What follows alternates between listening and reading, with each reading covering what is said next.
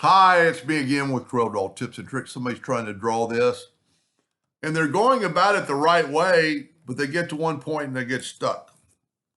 I'm going to make this 15 inches. I'm going to Control D, and I'm going to make the next one 3 inches.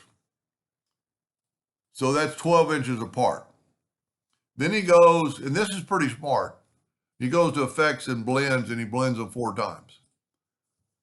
Each one of those is equally spaced apart by 120. So if you will set your nudge factor on 1.2 and take a 2-point line and go right there from that quadrant down, holding down the control button, when you Control D, you can just move it over and exactly where it needs to go. But this is where he's having problems. He said he's never seen this before. I'm going to take the Alt key and look what it does. Well, that's a telltale sign that he left out one step. You need to select them all and go up to Object and break the blend apart. Every time I blend something, I go immediately and break it apart. Then if you will hold down your Alt key and hold down your Alt key with your virtual segment delete key, you can delete these lines. And I always draw in hairlines, and you know what, I didn't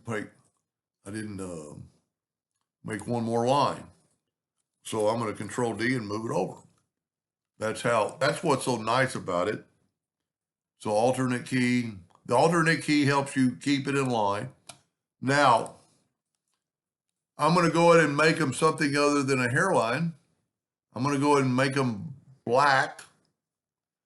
And I'm going to, when I did it the first time, I've got a little bit of space here.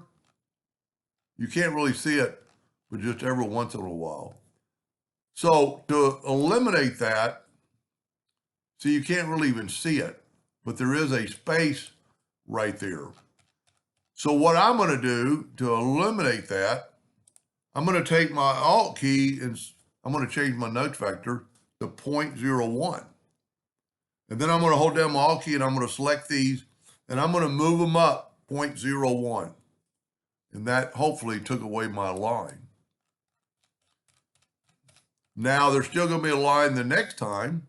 So let's Control G to group that, Control D to duplicate it, and just holding down the control button, do that. Now, most likely I'm going to have a gap and you really can't see it.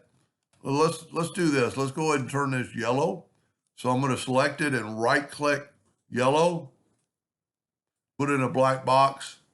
And I don't know if you can see that, but there's a black line. It's just the thickness of the hairline. So I'm going to nudge it up that 0.0, and you can actually do it twice.